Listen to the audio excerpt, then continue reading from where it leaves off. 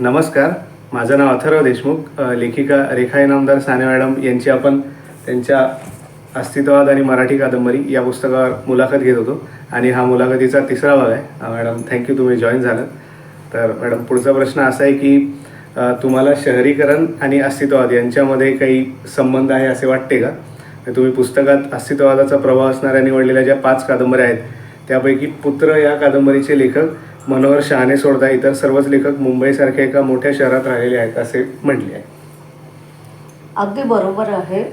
शहरीकरण म्हणजे महानगरच म्हणू आपण, कारण मुंबई हे नुसतं साधं शहर नाही, तर ते ज्या काळामध्ये कादंबऱ्या लिहिल्या गेल्या त्या काळातही मुंबई हे बऱ्यापैकी मोठं महानगरच होतं आणि तिथे 18 पगड जातींचे लोक हे पहिल्यापासून आहेत, विविध धर्मांचे लोक हे पहिल्यापासून आहेत. त्याचा प्रभाव कसा प्रत्यक्ष अप्रत्यक्षपणे दिसतो, तर बॅरिस्टर अनिरुद्ध झोपेश्वरकर ही जी कादंबरी आहे त्याच्यामध्ये आयवी आणि क्लारा आहेत की ज्या ख्रिश्चन आहेत. म्हणजे या सगळ्या जे जाती धर्म याची बंधनं न मानणं किंवा विविध लोक भेटणं, विविध स्तरातले लोक भेटणं हे मुंबईमध्ये जेवढं झालं किंवा होतं आजही तेवढं अन्य शहरांमध्ये होत नाही. एक दुसरी गोष्ट त्याहून महत्त्वाची ती म्हणजे वर्तमानातच जगावं. तेच खरं आहे, कारण पुढच्या क्षणाची आपल्याला शाश्वती नाही. हे 70-75 साली एकट्या मर्ढेकरांना वाटलं, एकट्या नेमाड्यांना वाटलं. आज आपल्याला सगळ्यांना हे वाटतं. घड्याळाच्या काट्यावर असणारं जीवन हे 70 साली मुंबईत होतं. त्यामुळे गंगाधर गाडगिळांनी जे लिहिलं की किडलेली माणसं किंवा संध्याकाळचा धूर, काळवडलेली संध्याकाळ किंवा गणपतवाणी बिडी पिताना ही जी गणपतवाण्यावरची कविता आहे मर्ढेकरांची, मर्ढेकरांच्या कवितेमध्ये संबंध काय? काळा रंग किती वेळा आलाय पहा तुम्ही, धूर किती वेळा आलाय, आकाश, मुंबईचं आकाश दिसतच नाही पांढरं स्वच्छ आणि निरभ्र. त्यामुळे प्रदूषण, झोपडपट्टी, बकालीकरण, बेकारी, बेरोजगारी, वाढणाऱ्या झोपडपट्ट्या ह्या सगळ्याची एका प्रकारे म्हणायचं तर सुरुवातच मुंबईमध्ये त्या काळात 70च्या आसपास झालेली होती. दुसरी महत्त्वाची गोष्ट, स्वातंत्र्य मिळाल्यानंतर त्या पिढीला जे वाटलं की आता सगळं अलबेल होईल, आपण व्यवस्था ज्या निर्माण केल्यात, मग ते शिक्षण असो, मग ते कुटुंब असो, या सगळ्या माणसाच्या कल्याणकारी व्यवस्था आहे. तसं झालं नाही.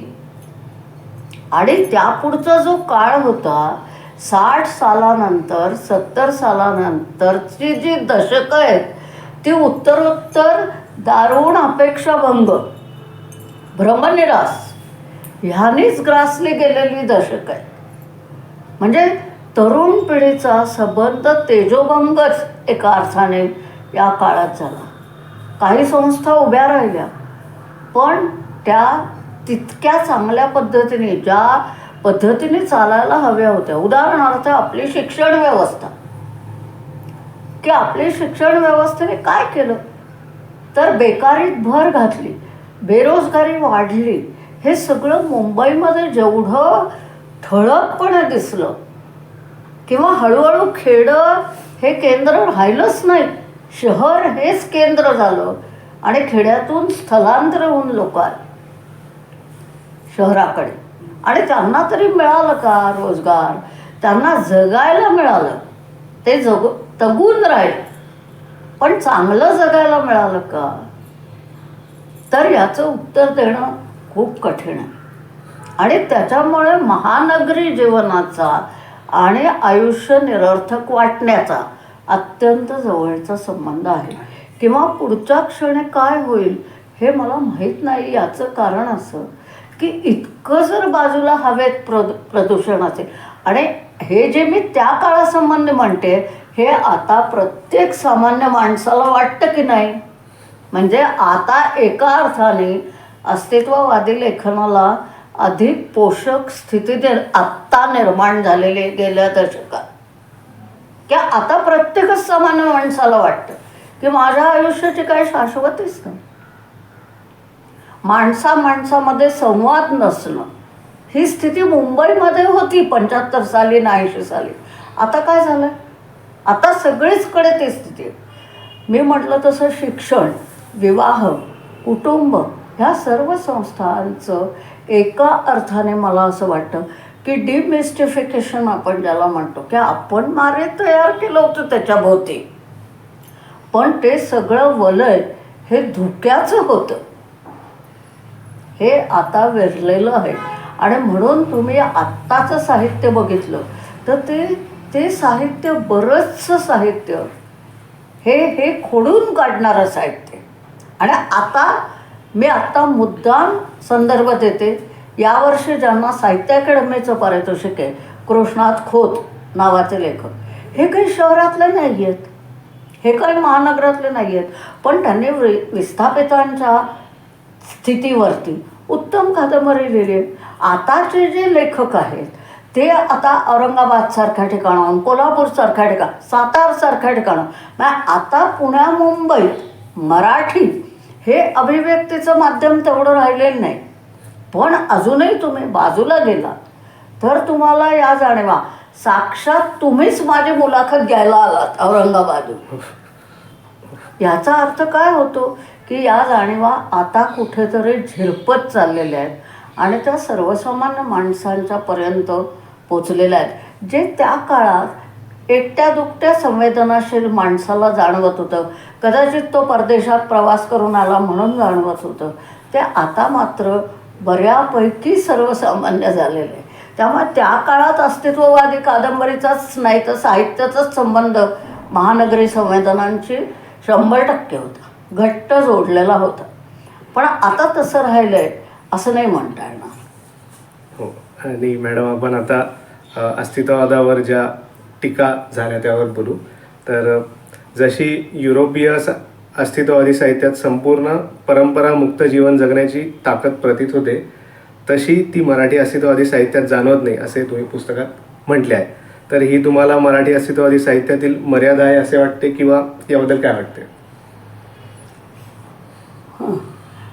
मराठीमध्ये म्हणजे आपल्याकडे एकूण आपल्या देशातच तेवढा स्टार्क इंडिव्हिज्युअलिझम ज्याला म्हणतो की व्यक्तीचा विचार हा आपल्याकडे खरं म्हणजे नाही.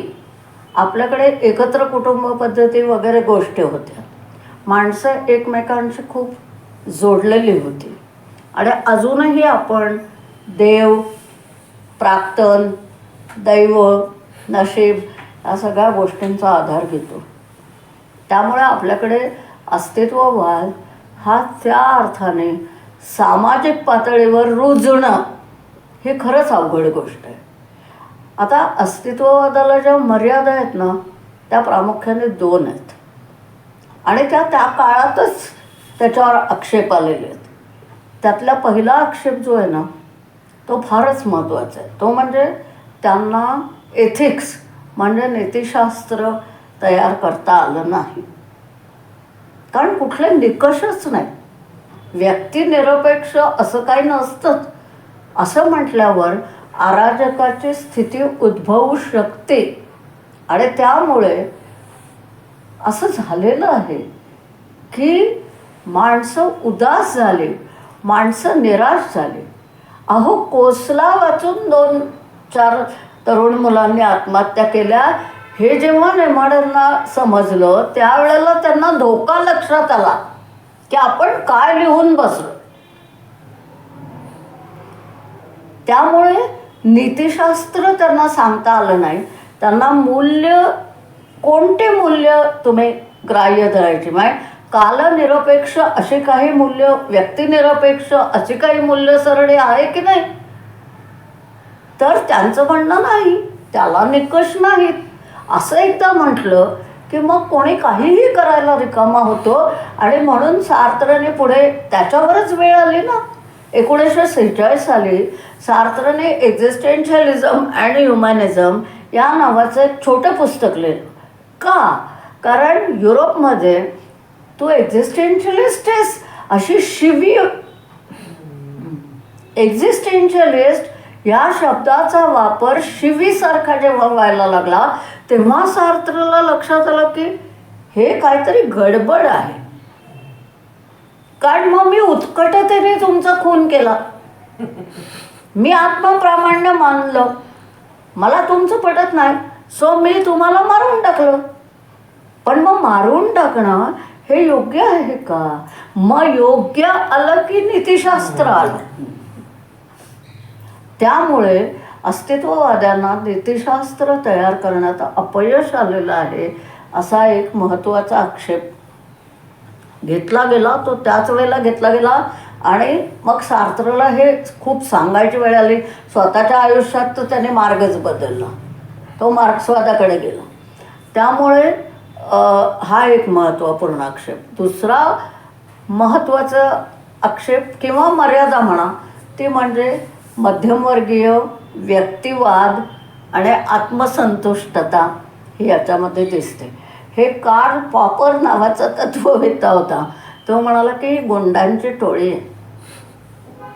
म्हणजे हे जरा खूप जास्त तीव्र आहे, पण मध्यमवर्गीय आत्मसंतुष्टता असं तो का म्हणाला? कारण मार्क्सवाद्यांना अस्तित्ववाद अजिबात आवडला नाही आणि पटला नाही. कारण तिकडे जास्त करून बहुजन समाजाचा विचार आहे आणि अस्तित्ववादात व्यक्ती ही एकक धरलेली आहे. त्याच्यामुळं हा दुसरा आक्षेप आहे. आता तुम्ही म्हणताय की मराठीमध्ये काय? तर मराठीमध्ये मी तुम्हाला सांगितलं की व्यक्तिवाद आहेच. व्यक्तिवाद खूप प्रमाणात आला कारण ते सगळ्यात सोपी गोष्ट आहे ना. एक केंद्रावरती व्यक्तिरेखा धरली की तिला हवं ते ती करणार, आत्मप्रामाण्याला अनुसरणार. हे सगळ्यात एका अर्थाने सोपं, पण सिरियस लेवलवर जाऊन बघितलं तर ते किती कठीण आहे. त्याच्यामध्ये एक प्रकारचा व्याकुळपणा आहे, त्याच्यामध्ये एक प्रकारचा मार्ग खुंट नाही. आणि म्हणून तुम्हाला माहीत असेल की सारंगांनी एक अतिशय छोटं पुस्तक लिहिलं सिसिफस आणि बेलाक्वा नावाचं. त्या दोन कॅरेक्टर्स आहेत, कामेवची सिसिफस आणि बेकेटचा बेलाक्वा. आणि त्यांनी त्याला नावच फार सुंदर दिलं आहे की खुंटलेले मार्ग. की खरोखर ऑथेंटिक तुम्हाला खरोखर अस्सल जगायचं असेल तर तलवारीच्या पात्यावर तुम्हाला उभं करावं लागेल. आणि मग आहे तुमच्यामध्ये ती. तर या पद्धतीने मराठीमध्ये कोणी आपलं जीवन पणाला लावलं, कोणी हे आचरणात आणलं. अगदी लघु आणि अत्कालिकांच्या चळवळीमधले जे बंडखोर लोक होते की ज्यांनी या पद्धतीचं लेखन सुरुवातीला केलं, म्हणजे भाऊबाद्य पण होते, नेमाडे पण होते, हे सगळे लोक त्याच्यातनंच तर उदयाला आले. चित्रे होते महत्त्वाची गोष्ट म्हणजे. आणि त्याने आयुष्यात भरपूर प्रयोग केले चित्राने. कारण ते पुन्हा तेच की चित्रे अस्तित्ववादाने बऱ्यापैकी प्रभावित झालेले होते. शिबा राणीच्या शोधात हे चित्रांचं जे आत्मकथनपर पुस्तक आहे, छोटंच आहे पण अतिशय चांगलं पुस्तक आहे. तर त्याच्यामध्ये हे सगळे दिसतं आपल्याला की त्यांच्यावर अस्तित्ववादाचा केवढा मोठा प्रभाव आहे. त्या लघुअनेक कलेकांच्या चळवळीतनंच हे लोक उदयाला. पण जसे जसे त्यांची वयं वाढली तसे तसं त्यांनी सिस्टीम व्यवस्थेशी जुळवून घेतलं. ते कोट अनकोट शहाणे झाले आणि मग तो वेडेपणा संपला. म्हणजे चांगल्या अर्थाने म्हणा किंवा वाईट अर्थाने म्हणा. आणि म्हणून तुम्ही बघा नेमाड्यांच्या पुढच्या कादंबऱ्या, उत्तर काळातलं या सगळ्यांचं लेखन तुम्ही बघा तर त्याच्यामध्ये खूप मोठा फरक आहे, खूपच मोठा फरक आहे. त्यामुळे एकदा तुम्ही व्यवस्थेशी हात मिळवणे केले की तुमचा जोर आपोआप कमी होतो, कारण तुम्ही तडजोडवादी होता. आणि मग कसली अस्सलता, मग अस्तित्ववादी माणूस तुम्हाला म्हणेल की मानतच नाही, कारण हे असं आयुष्यच नाही. आणि ही खरीच गोष्ट आहे त्यांच्या दृष्टी. म्हणून मी तुम्हाला म्हटलं की नीत्शे हे सगळे लोक अल्प आयुष्य जगून गेले. नीत्शे वयाच्या 40-45तच त्यांनी नोकरी सोडली. तो वेडा झाला, त्याचं मानसिक संतुलन ढासळलं, त्याला सॅनेटोरियममध्ये राहावं लागलं, त्याला आजाराने ग्रासलं. काफकाचं तेच होतं. यांची कोणाचीही लग्न झाली नाहीत, यांचे झालेले साखरपुडे मोडले. यांनी कोणीही लग्न करू शकले नाहीत. ते सार्त्रनी मैत्रीण होती सिमॉन द बोवा, पण तिच्याबरोबर तो राहायला लग्न केलं नाही. बांधिलकी नाही, बांधिलकी एका वेगळ्या पद्धतीची. बाकीच्यांचं तर ते पण नव्हतं. काम्यू वयाच्या 45च्या आत काम्यू गेला. त्याच्यामुळे ह्या सगळ्या लोकांना स्वतःच्या आयुष्याची किंमत द्यावी लागली. अशी किंमत मराठीत कोणी दिली? कोणीच नाही दिली. त्याच्यामुळे ते एका अर्थाने आपण असं म्हणजे मगाशी म्हटलं तसं आहे ते की छापील पृष्ठातनं येणं ही वेगळी गोष्ट आहे आणि तुमच्या जगण्यातून येणं ही वेगळी गोष्ट आहे. आणि जगण्यातून आलं म्हणजे तुमची कादंबरी चांगली होईल याची शाश्वती नाही, हे मी मुद्दाम सांगते. ह्याचं कारण समीक्षेत हा गोंधळ आहे की मी तसं जगले म्हणून माझं चांगलं, असं नाही. कादंबरी चांगली होणं याला आणखीनच गोष्टी लागतात. पण निदान स्वतःचं आयुष्य पणाला लावणं हे तिकडच्या तत्त्वचिंतकांनी जसं केलं तसं आपल्याकडे केलेलं नाही. त्यांनी फार लवकर हात मिळवण्या केल्यात.